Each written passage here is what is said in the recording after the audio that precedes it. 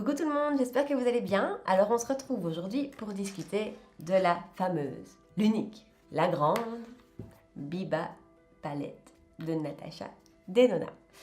Alors je ne sais pas si vous avez vu ma vidéo haul d'il y a quelques jours. Je vous expliquais qu'en fait il y avait eu tout un Biba case chez Sephora parce qu'en fait donc elle est apparue un soir sur le site en exclusivité. Et elle apparaît à 79 €, ce qui est loin de son prix classique qui est de 113 €.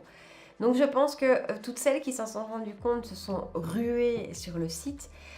Du coup, elle apparaissait disponible, indisponible, enfin c'était vraiment la galère. J'ai fini par l'avoir.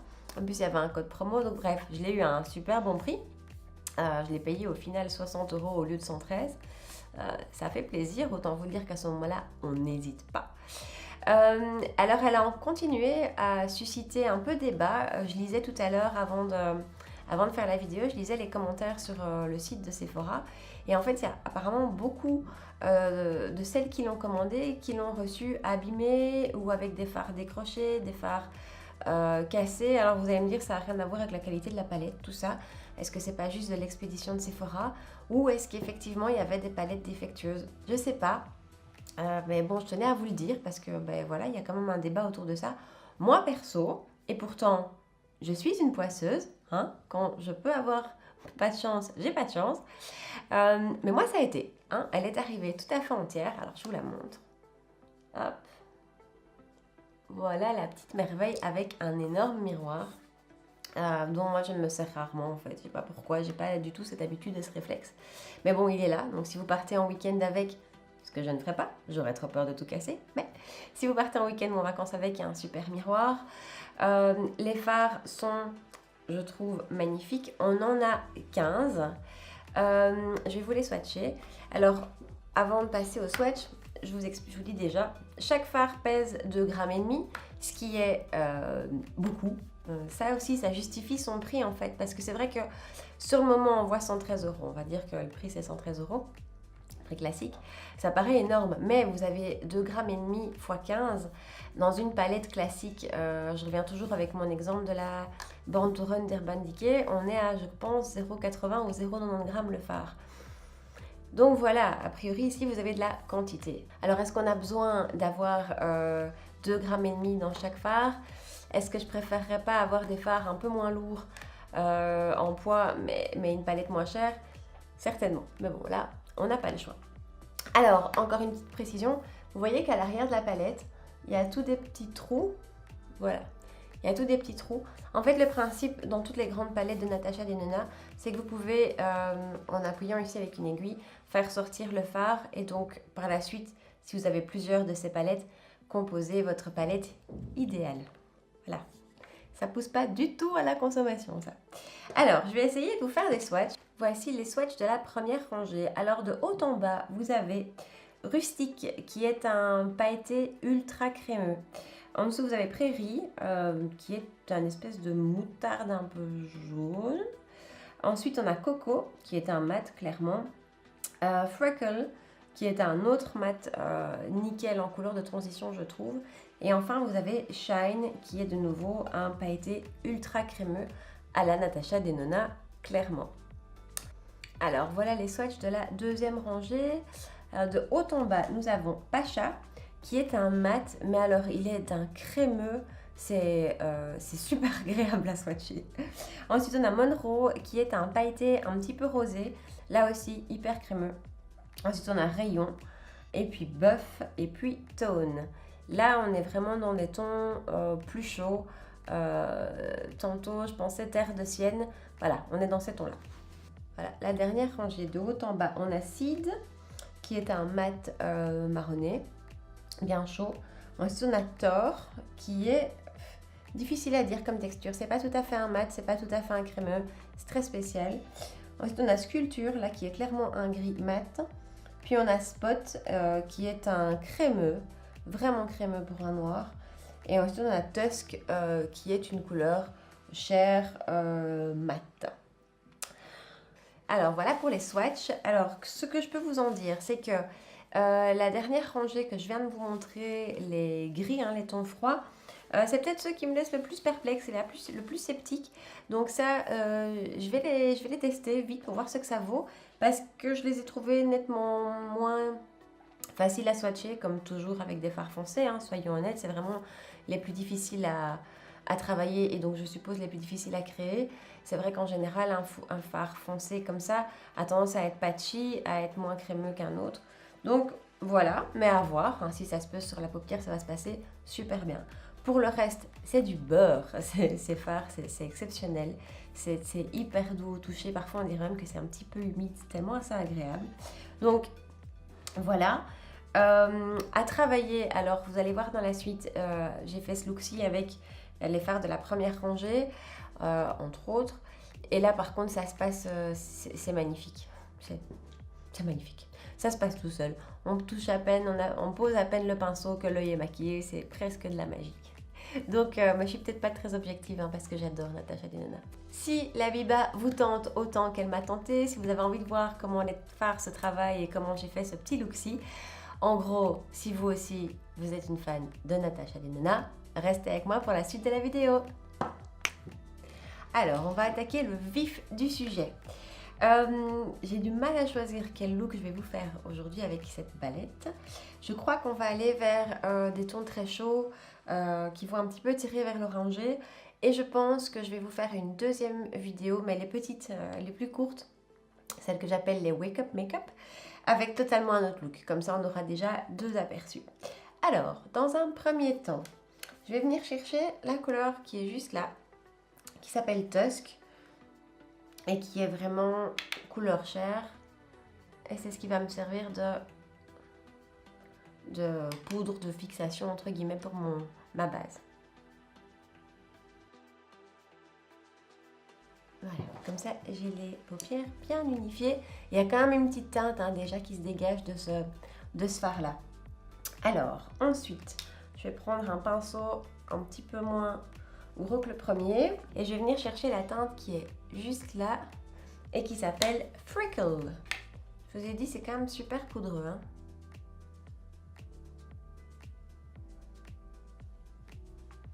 Et elle, je vais la mettre vraiment dans mon creux de paupière.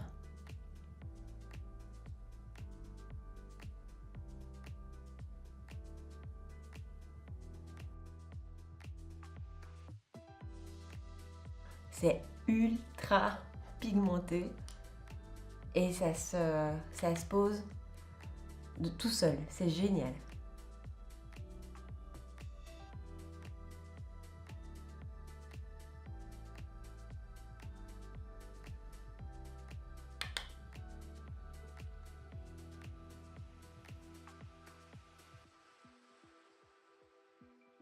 Est-ce que vous voyez comme j'ai à peine dû les travailler?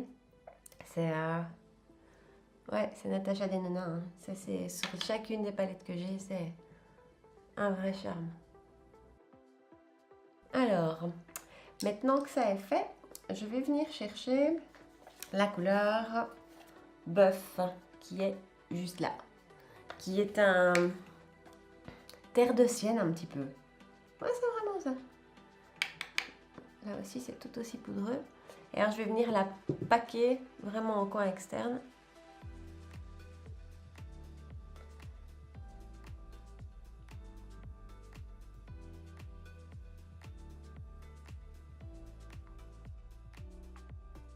Voilà. Et maintenant, je vais mélanger le tout. Je les touche à peine et ils se fondent les uns aux autres. C'est génial.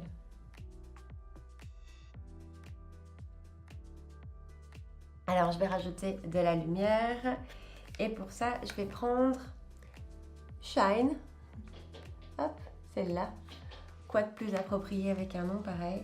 Et je vais y aller au doigt. Hein. Je préfère toujours pour les pailletés.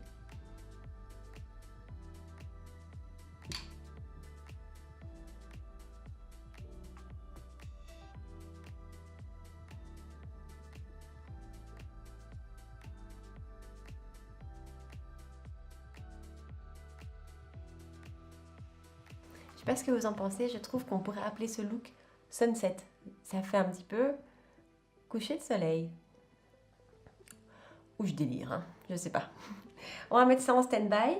On va faire le reste du teint et puis on viendra finir les yeux par la suite. Alors, pour le teint,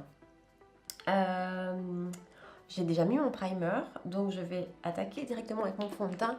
Et là, aujourd'hui, pas de prise de risque. Je prends mon teint Ultra Wear Nude de chez Lancôme. C'est mon go-to fond de teint pour le moment. C'est vraiment une chouette petite découverte, celui-ci. Et vu que j'ai un peu triché et que j'avais fait mes sourcils avant, je vais venir au Beauty Blender pour être un peu plus précise qu'avec le pinceau.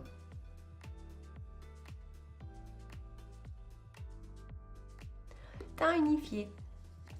Alors je vais essayer aujourd'hui d'utiliser quand même un max de produits que je vous ai présentés dans ma vidéo haul d'il y a quelques jours. Donc on va attaquer les cernes. Alors vous connaissez ma petite routine, je commence toujours avec mon BK qui va vraiment illuminer le dessous de l'œil. Surtout que pour le moment j'ai des cernes hyper marquées. Alors dans ma vidéo haul, je vous parlais de l'anti-cerne de Natasha Denona et je vous avais dit à quel point au moment où je l'avais acheté et que j'étais allée voir les revues juste après, j'avais eu peur parce que les commentaires étaient franchement désastreux. Je l'ai déjà mis au test plusieurs jours, j'ai pas eu de soucis, moi ça va. Bon après je fais un œil à la fois, vous allez voir. J'ai pas eu de problème, il tient extrêmement bien, ça c'est certain. J'ai l'impression qu'appliqué au pinceau, il a tendance à un petit peu faire ressortir mes petites zones de sécheresse du dessous de l'œil. Par contre, appliqué au Beauty Blender, ça passe crème, c'est de bon ton. Je dirais plutôt application Beauty Blender à choisir, mais pour le reste, j'en suis franchement contente. Et alors, il est liquide, il n'est pas trop épais, ça j'aime bien. Et il est franchement relativement couvrant. Je vais vous montrer ça. Donc j'avais pris la teinte 4N neutre. Je suis armée, hein. Je prends mon Beauty Blender. Ça, je suis prête à démarrer tout de suite. Alors.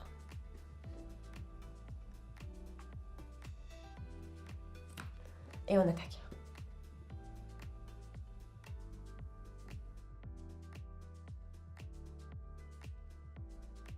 Voilà. C'est vrai hein, qu'il sèche vite. Là, il est sec. Hein. C'est vrai que ça va très vite, mais si on fait un œil à la fois, on peut s'en sortir. Je sais pas ce que vous en pensez. Je trouve qu'il a un rendu sympa, pas trop. Et au final, moi, je commence à avoir du mal avec les anti-cernes trop couvrants parce que c'est quand même beaucoup moins naturel.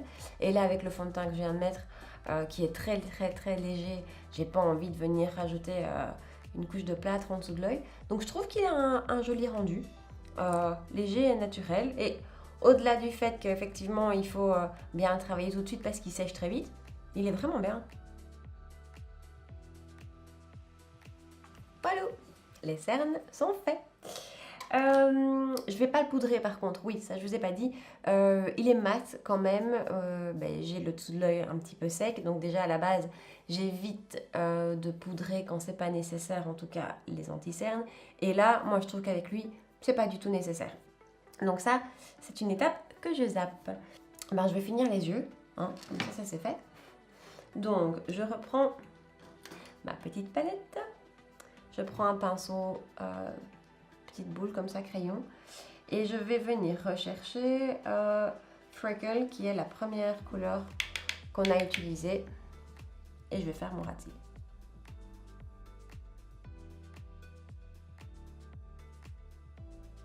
Voilà, toujours avec le même pinceau, on va pas se casser la tête. Je viens chercher Buff, qui était ma couleur un peu terre de sienne, et je vais la mettre à l'extérieur. Et pour terminer, je viens chercher ma couleur Shine, que je vais mettre du centre vers l'intérieur de l'œil. Et alors avec ce genre de couleur, j'aime toujours bien venir mettre mon crayon nude à l'intérieur sur la muqueuse du bas. Et on va finir avec le mascara qui va venir tout terminer. C'est fou comme le mascara ça finit un look, hein. J'adore ça.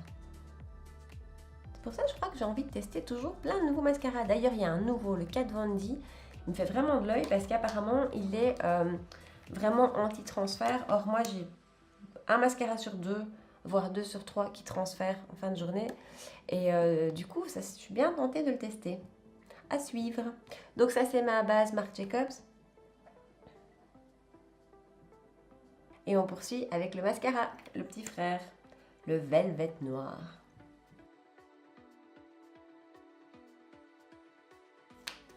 Et voilà, mon sunset make-up est terminé. Je ne sais pas si vous verrez bien ce que ça donne.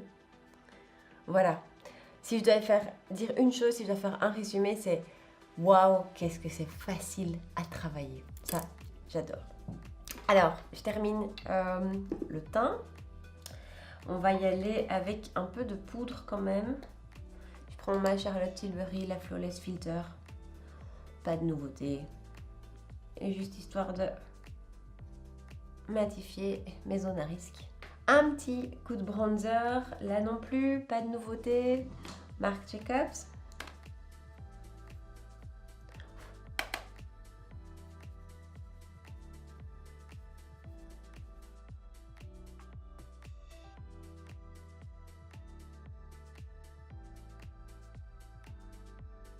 Et maintenant qu'on a le teint réchauffé, un de mes moments préférés, le blush.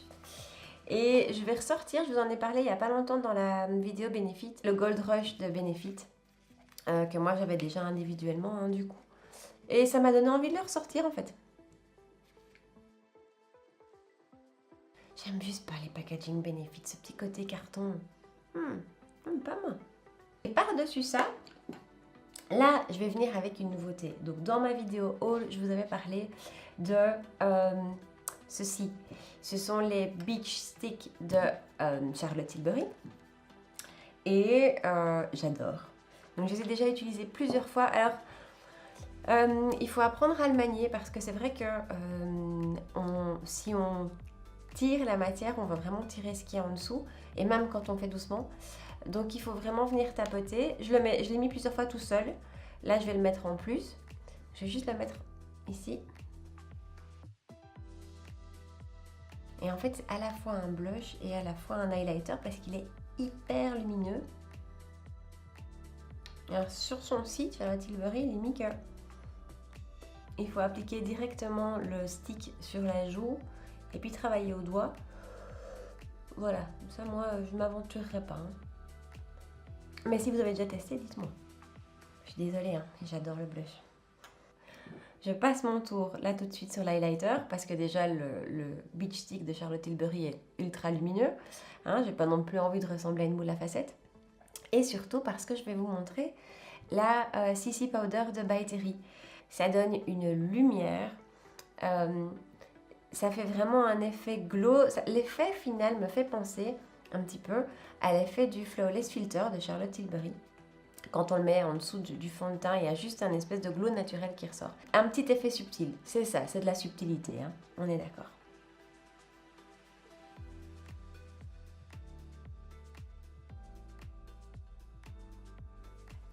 Vous me direz si vous voyez la différence?